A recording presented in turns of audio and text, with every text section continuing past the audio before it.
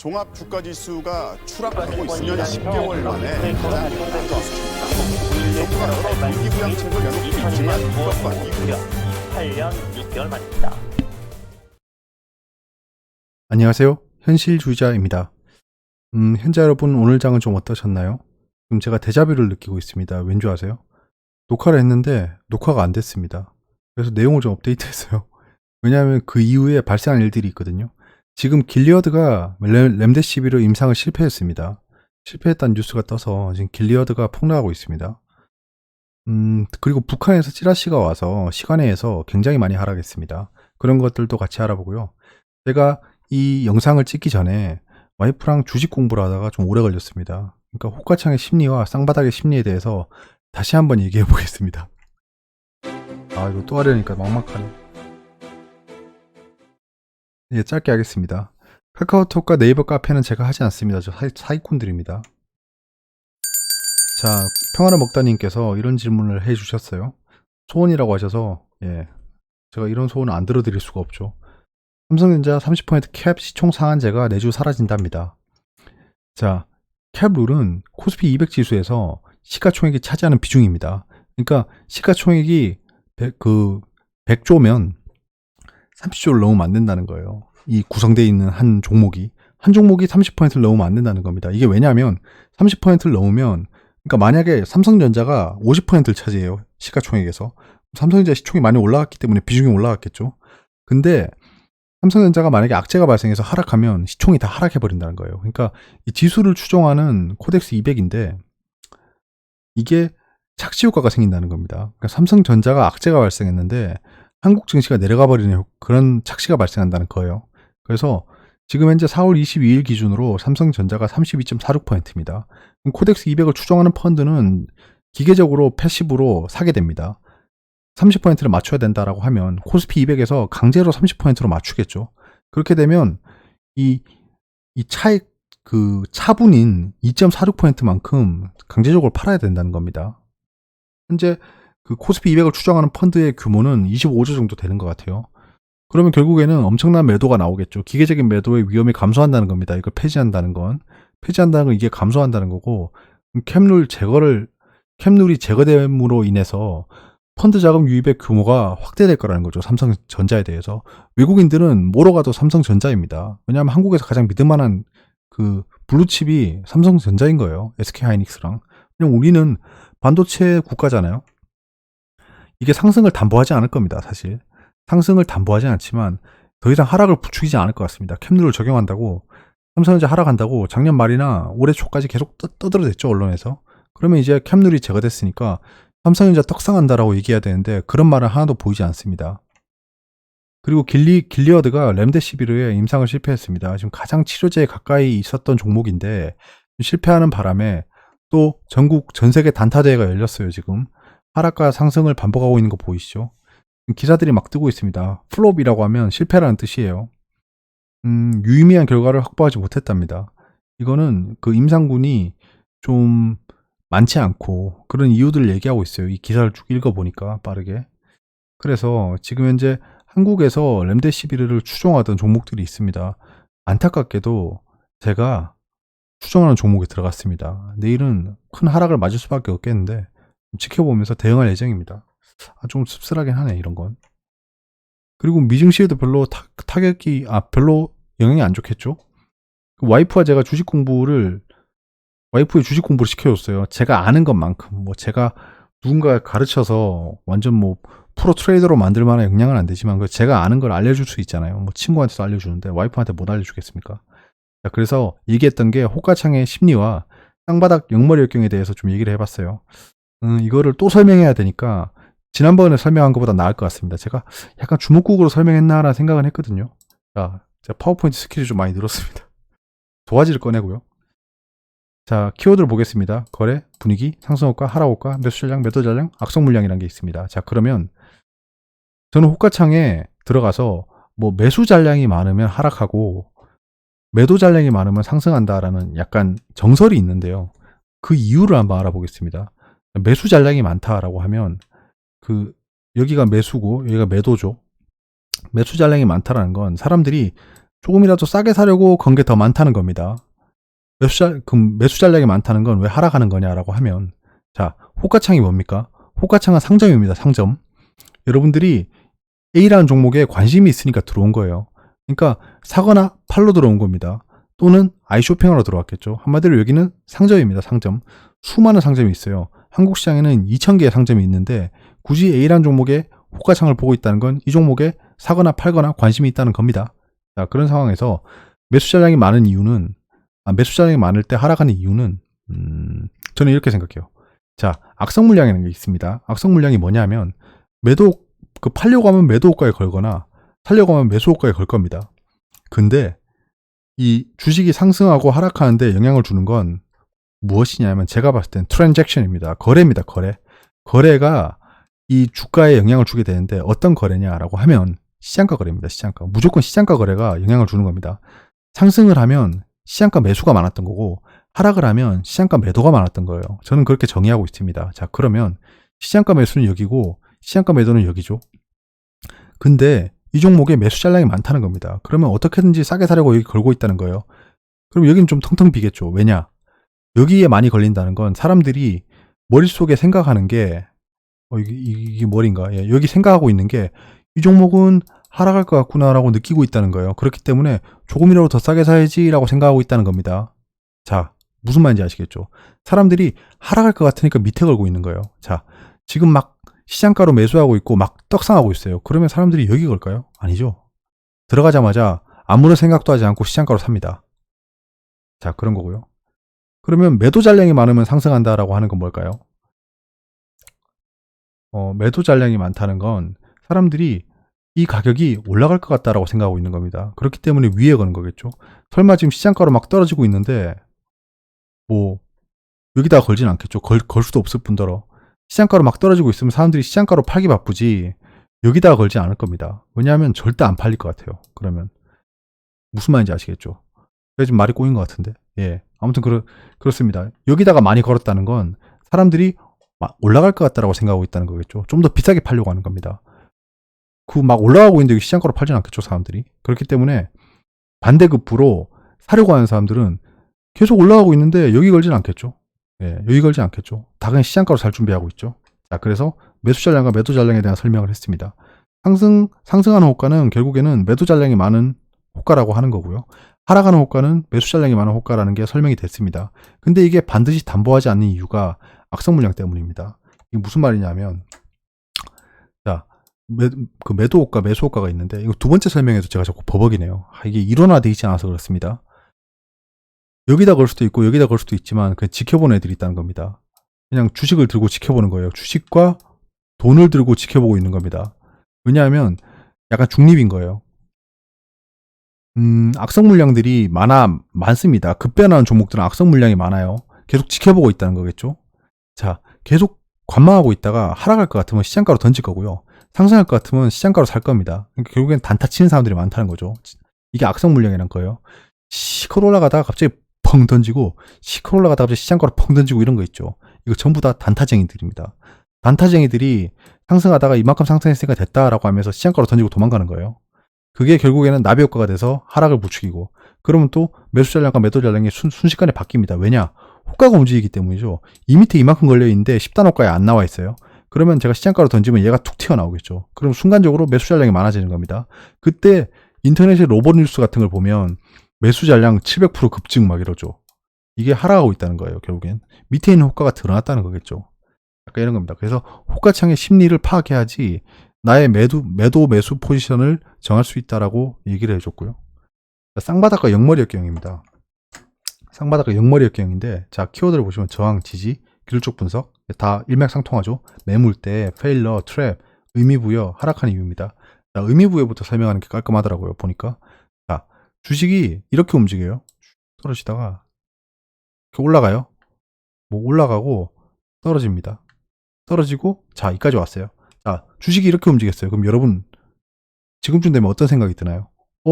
바닥 아닌가? 왜죠? 이것 때문이죠. 기술적 분석 때문입니다. 지난번에 바닥을 찍고 올라간 적이 있는데 이 종목이 다시 그 가격까지 왔다라고 하면 사람들이 여기서 선을 그은 다음에 의미부여를 합니다. 여기는 바닥이야. 무슨 근거죠? 예, 일단 바닥이랍니다. 여기서 다시 반등하면 이거는 기술적 반등이라고 하는 거예요. 여기서부터. 자, 의미부여를 하는 겁니다. 사람들이 사고 팔고 싶은데 도저히 기준이 없으니까 기술적 분석이라는 걸로 기준을 만든 거예요. 그렇게 기준을 만들었기 때문에 이게 맞건 틀리건 앞으로 그렇게 움직이는 겁니다. 왜냐? 우린 다 그렇게 알고 있거든요. 그런 상황에서 지지가 형성되는 건 기술적 분석상 지지입니다. 여기에 거래가 많이 일어나겠죠. 의미가 있는 부분에서 거래가 많이 일어납니다. 이렇게 거래량이 올라갈 거고, 그러면 이게 매물대가 형성이 됩니다. 자, 매물대는 무엇이냐면 그 가격대에서 거래가 많이 일어났다는 겁니다. 이해 당사자가 많다는 거예요. 그렇기 때문에 여기를 지나가려고 하면 이해 당사자가 많기 때문에 다 물어봐야겠죠. 여러분 팔 거예요? 여러분 오를 것 같아요? 그런 사람들이 많기 때문에 여기서 움직임이 생기는 거예요. 자, 밑에서 위로 올라갈 때는 이게 저항입니다. 저항. 왜냐하면 여기 물린 사람들이 많은 거예요. 물린 사람들이 많기 때문에 본전이 왔다 탈출하자. 자, 저항됐죠. 결국엔 맞고 떨어졌잖아요. 그럼 저항이잖아요. 근데 반대로 됐을 때 떨어진다. 여기 맞고 올라가면 이 사람들이 자기가 플러스였는데 본전까지 온 거예요. 본전까지. 그러니까 사람들이 이 기대 수익을 날린 건 아쉽지만 손해는 아니란 겁니다. 그러니까 손절을 하지 않는 거죠. 근데 여기서 마이너스 1%, 마이너스 2% 떨어지면 그때부터는 손절이 나간다는 겁니다. 근데 여기에 사람들이 많기 때문에 난 본전까지 참을 수 있어 라고 했기 때문에 파는 사람이 줄어듭니다. 자, 상승하는 건 뭐죠? 시장가 매수가 많다는 겁니다. 여기까지 왔으니까 파는 사람이 줄어드니까 이제 시장가 매수하는 거예요. 자, 그러면 현재 저항과 지지 설명이 됐고, 기술적 분석 설명이 됐고, 매물대 설명이 됐고, 자, 페일러가 뭐냐면 페일류어입니다. 페일류어. 영어로 하면 페일류어인데 이것도 녹화 안 되고 있는 거 아니겠지? 예, 페일류어인데 그 사람들이 페일러라고 읽더라고요. 그래서 저도 페일러라고 하겠습니다. 자, 떨어져요. 자, 바닥을 찍었습니다. 뒤에서부터 그어왔겠죠? 오르는데, 자, 여기서는 지켜보고 있던 애들이 매수 대기자도 있을 건데 단타인 사람들이 많습니다. 기술적 분석을 추종하는 사람들은 단타쟁입니다. 그렇기 때문에 단타로 들어왔기 때문에 팔겠죠. 때문에 하락을 시작합니다. 자, 하락은 뭐죠? 시장가 매도가 많다. 예, 요게는 차익 실현에 대한 욕구가 하락을 불러오는 겁니다. 자, 이렇게 되면 사람들이 다시 선을 그었기 때문에 어느 타이밍까지 기다릴까요? 이 사람들이 다시 기다리고 있던 사람의 반틈은 매수를 했어요. 여기서 나머지 반틈은 호라 한 번 더 오면 이 가격에 사야지. 왜냐? 여기는 바닥이었거든요. 자, 떨어졌다가 이 가격이 오면 다시 타기 시작하기 때문에 상승은 시장가 매수가 많아지는 거니까 이렇게 상승하는 겁니다. 이러면 이걸 쌍바닥이라고 하는 거예요. 왜 쌍바닥이 튼튼한 지지를 만드는지는 아시겠죠? 거래량은 여기서 많이 올라가겠죠. 그렇기 때문에 여기 매물대가 두터워집니다. 이해 당사자가 많아지기 때문에 튼튼한 지지가 된다라고 생각하고요. 자, 그러면 이 페일러라는 건데요. 자, 이렇게 떨어졌다가 올랐다가 차익 실현으로 떨어집니다. 떨어지는데, 자, 지켜보고 있죠, 애들이. 이 사람들이 전부 다 친구가 아니고 다 모르는 사람들이에요. 그러니까 눈치를 보고 있습니다. 눈치를. 자, 바닥에 오기만 해봐라. 사버릴 거야. 장투할 거야. 라고 하고 있는데, 이 종목이 반등했다는 게 진짜 반등이면 호재가 있다는 거겠죠. 호재가 있다는 거거나 아니면 이렇게 하락하게 만든 악재가 사라졌다 정도로 보시면 됩니다. 그러면 여기까지 오는데 서로 여기까지 다 기다리면 좋겠지만 여기 막 그 매수 호가를 보면 뭐 이만큼 걸려 있겠죠. 그러면 근데 사람들이 이걸 못 참는 거예요. 왜냐하면 얘는 오를 것 같잖아요. 호재가 있거나 악재가 해결됐기 때문에 오르는 걸 담보하고 있는 겁니다. 사람들이 안 기다리는 거예요. 그래서 여기 오는데 상승을 시작해요. 자, 상승을 시작하면 시장가 매도가 많다는 거, 시장가 매수가 많다는 겁니다. 시장가 매수가 많다는 건 다들 올라간다고 생각하고 있는 거예요. 이게 페일러입니다. 비었죠. 쌍바닥을 못 찍었습니다. 자, 그러면 이게 역머리 역경이 되는 겁니다. 헤드 앤 숄더라고 하죠. 머리 역경이 이거잖아요. 역머리 역경은 자, 이겁니다. 역머리 역경. 지금 이거죠. 자, 그래서 역머리 역경이 발생하는 겁니다. 사람들이 상승한다고 생각한다.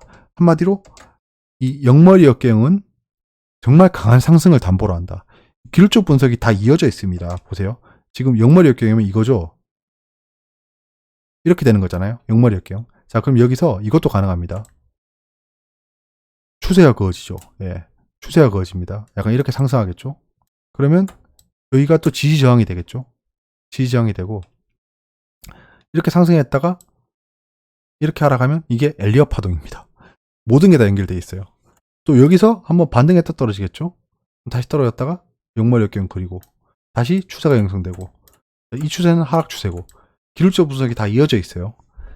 트랩은 이게 페일러라고 했잖아요. 트랩은 뭐냐 하면 지지선이 있으면 이렇게 돼야 되는데 이렇게 되는 겁니다.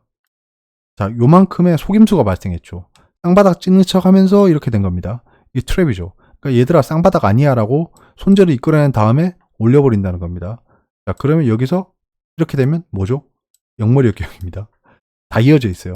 트랩은 결국엔 영머리 역경의 시작점이다 라고 보시면 되고, 도화지 가시고, 예, 와이프가 이렇게 주식 공부를 했습니다.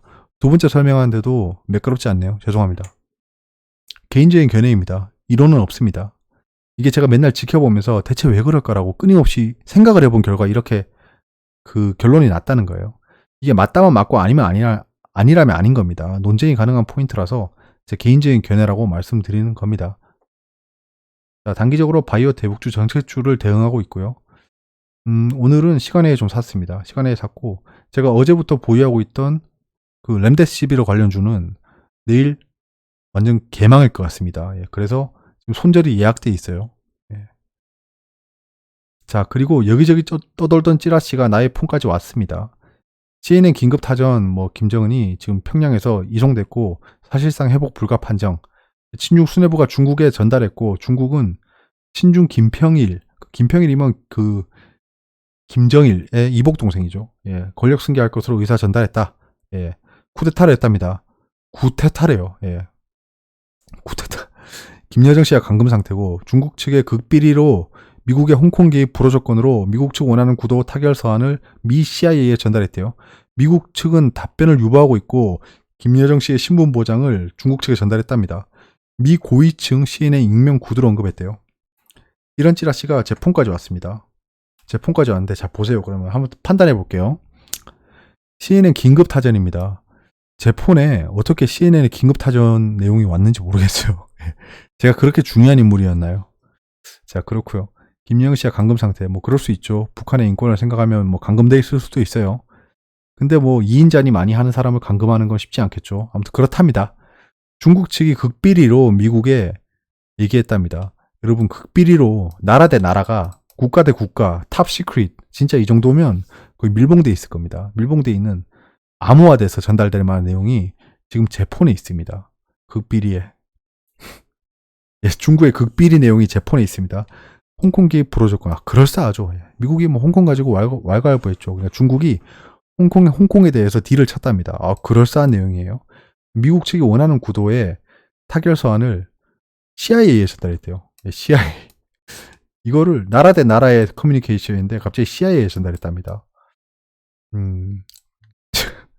미국 측 답변 유보에 그럴 수 있겠죠. 개소리야 하면서 유보했겠죠. 김여정 씨의 신분 보장을 얘기했대요. 중국에. 대체 미국이랑 김여정 씨가 무슨 관계길래 김여정 씨의 신분 보장을 얘기했대요. 핵 동결 이런 얘기를 했으면 이해를 하겠는데, 자, 이거보다는 핵 동결에 대한 의견을 전달하고 이렇게 했다고 했으면 더 좋았을 것 같습니다. 미 고위층의 CNN, 고위층의 CNN 익명부터 헛방이죠. 예. 익명 같은 소리 하고 있네. 이게 맞든 틀리든 실화인지 확인한 다음에 계획 세우는 게 맞다고 봅니다. 예. 경계를 극대화해야 되고요. 상승과 하락 시나리오는 계속 생각해 봅니다. 악재와 호재는 변동이 없습니다. 강중 루머는 조심하시고요.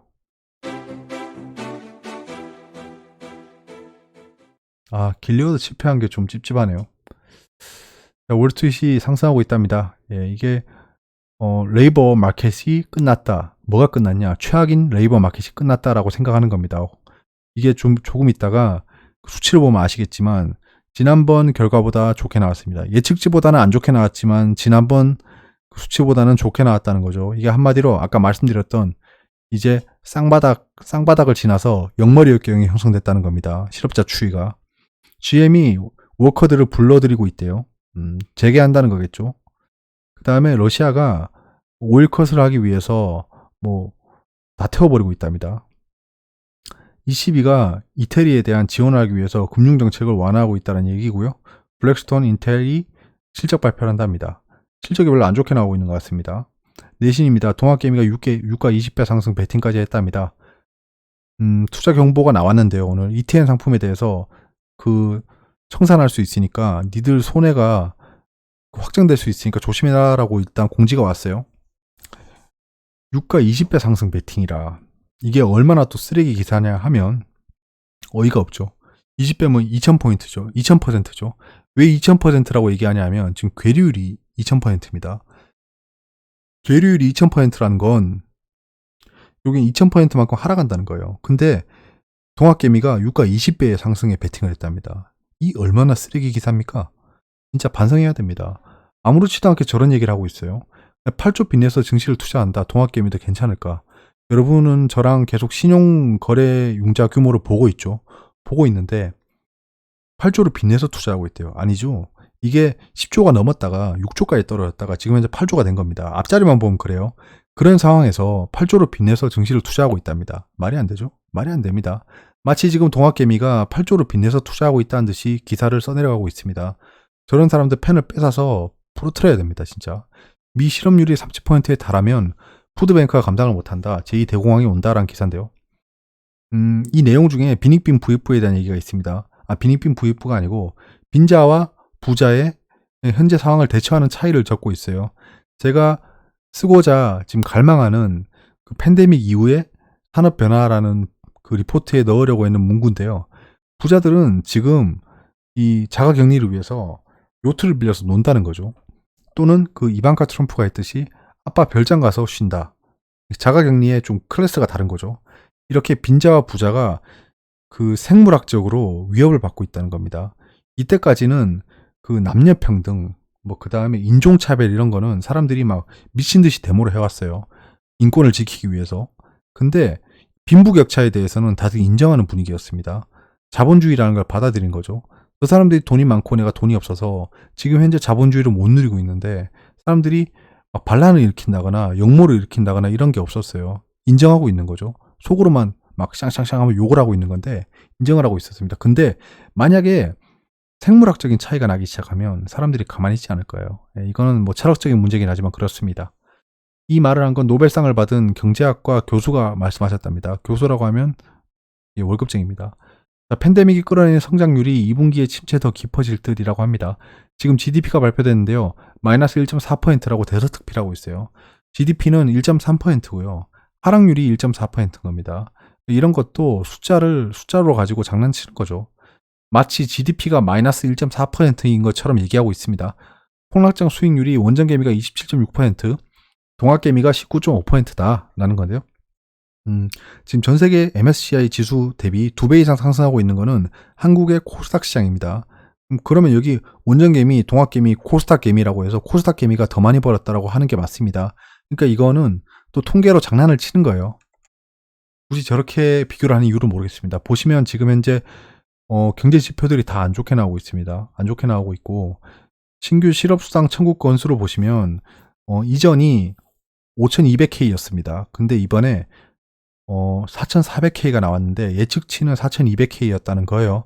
예측치보다 안 좋게 나왔지만 지난보다 좋게 나왔다라는 겁니다. 그러니까 사람들이 역머리 역경을 찍고 있구나. 실업수당 청구 건수가 그런 얘기고요. 국내 주요 이벤트를 보시면 오늘 1분기 GDP 얘기했죠. 그리고 친환경차 분야 선제적 규제 여파 로드맵을 발표해서 수소차 관련 종목이 슈팅을 줬습니다. 슈팅을 줬는데 그 슈팅을 지키지 못했어요. 하지만 지금 현재 수소차가 불붙기 시작할 겁니다. 이제 저는 오늘 장 초반쯤에 제가 말씀드렸던 대장주 하나를 사서 익절을 하지 못하고 약수익권에서 보유하고 있습니다. 자, 현재 미국 임상 종량학회가 한 달 뒤에 있습니다. 그렇다고 한 달 뒤에 슈팅 주는 게 아니겠죠. 그 전에 어느 정도 움직임이 있을 겁니다. 매집은 그 전에 해야겠죠. 신라젠 12 발행 소식도 있던데. 예. 자, 오늘 장은 이렇게 움직였습니다. 코스피는 다시 1900선을 돌파했고요. 이러면 내일 1900쯤에서 지지를 보일지 그대로 하락해버릴지가 결정나겠죠. 오늘 그 찌라시로 인해서 움직인 시간을 생각해보면 내일은 1900 밑에서 시작할 확률이 높지만 이 찌라시에 대한 사실 여부가 확인되지 않았기 때문에 아마 시간의 하락은 그냥 물량만 뺏긴 꼴이 될 겁니다. 파신 분들은. 장중 루머나 시간의 루머에 당하면 안 됩니다. 그러니까 결과가 나오고 나서 판단해야 된다는 거죠. 그때 2008년에 리먼 브로더스 파산, 끊임없이 찌라시가 돌다가 리먼 브로더스 파산이라는 소식이 떴습니다. 그때 폭락했죠. 근데 보셨죠? 다다음 3일 뒤까지 폭락한 거 이상으로 올라갔다가 그 다음에 폭락했습니다. 이거를 그대로 답습하진 않겠지만 거기서 얻을 수 있는 교훈이 뭐냐면 그 찌라시를 받았을 때 그냥 있다가 일이 발생하고 나서도 대처가 가능했다라는 겁니다. 저는 그거를 지금 세우고 있어요. 그런 계획을. 지금 외국인의 매도세는 다시 늘어나고 있지만 뭐 아직은 의미 부여가 힘들 것 같고요. 투자자 예탁금이 소폭 감소했습니다. 한 3천억 정도 감소했어요. 어제 개인 물량이 좀 들어왔죠. 그거 대비해서 투자자 예탁금 유입 규모가 작았다는 겁니다. 이 말은 약간은 안 좋을 수 있어요. 왜냐? 투자자 예탁금으로 들어온 돈이 줄어들고 있다는 겁니다. 한마디로 이제 총알이 다 들어와 있다는 겁니다. 이러면 외국인 기관이 생각할 수 있겠죠. 앞으로의 수를. 왜냐하면 지금 투자자 예탁금으로 들어올 만한 그런 블랙박스 머니들은 얘들이 예측할 수가 없습니다. 지금 투자자 예탁금이 이만큼 상승한 거는 외국인 기관이 예측할 수 없었던 포인트였을 거예요. 그러니까 이게 규모가 정해져 버리면 이제 쟤들이 작전을 세울 수 있게 된다는 겁니다. 대차 잔고량은 조금씩 줄고 있고요. 공매도 상환을 계속하고 있다는 거겠죠. 신용융자는 계속 늘고 있습니다. 여러분들이 계속 신용을 쓰고 있다는 건데 좀 안전한 범위에서 썼으면 좋겠어요. 저는. 예, 지금 현재 미증시는 이렇게 움직이고 있고요. 바이오텍이 순식간에 급락했네요. 왜냐하면 제가 업데이트하기 전에 3%였거든요. 상승폭이. 근데 지금 바이오텍이 0%에 수렴하고 있다는 건 길리어드를 필두로 바이오 종목들이 별로 좋지 않다는 겁니다. 이게 미증시의 하락을 불러올지 모르겠어요. 왜냐? 렘데시비르의 성공 가능성 자체가 이 팬데믹이 종식될 수도 있겠구나라는 믿음을 주고 있었거든요. 근데 이 렘데시비르가 실패했다는 건 결국에는 미증시의 반등을 담보할 수 없다라는 결론으로 이어질 수 있다는 겁니다. 조심하셔야 되고요. 지금 미국채 3개월물에 매도세가 이어지고 있는 거는 지금 아까 보셨다시피 실업 수당 청구 건수가 예측치보다 낮지만 지난보다 좋아졌습니다. 그러면 결국엔 이게 뭐냐? 경기 지표가 앞으로 더 최악으로 가진 않겠구나라는 그 인식이 생기면서 단기간에 이 구제에 대한 경제적인 정책이 나오지 않겠구나. 금리 마이너스 금리라든가 추가 경기 부양책이라든가 이런 게 나오지 않겠구나라는 생각에 미국채 3개월물을 팔고 있는 거고요. 근데 미국채 10년물을 계속 사고 있다는 거는 경기가 그래도 좋아지지 않을 거야 라고 생각하고 있다는 겁니다. 앞으로 금리 인하가 더 있을 수 있다는 거야에 베팅한다는 거겠죠. 고장난 시기고요. 시장은 볼 수 없을 것 같습니다. 제가 삽질을 한번 했네요. 예, 이해가 어려운 부분이 있으면 댓글로 말씀해 주세요. 오늘 종목 진짜 많이 봤는데 시간 날려버렸네요. 예, 좀 늦어졌습니다. 의외의 사고로. 이것도 녹화가 안 됐을 수도 있어요. 예, 제 마지막 편지일 수도 있습니다. 지금 장이 조금 상승하고 있습니다. 상승하고 있었기 때문에 이번 주는 나쁘지 않으셨을 것 같아요. 그리고 내일은 한 주의 마지막 장이기 때문에 경거망동하지 않으시길 바랍니다. 루머에 휘둘리지 마시고요. 루머는 확인하고 저희가 대처해 보시죠. 그게 나을 것 같습니다. 여기까지고요. 좋은 밤 되세요. 감사합니다.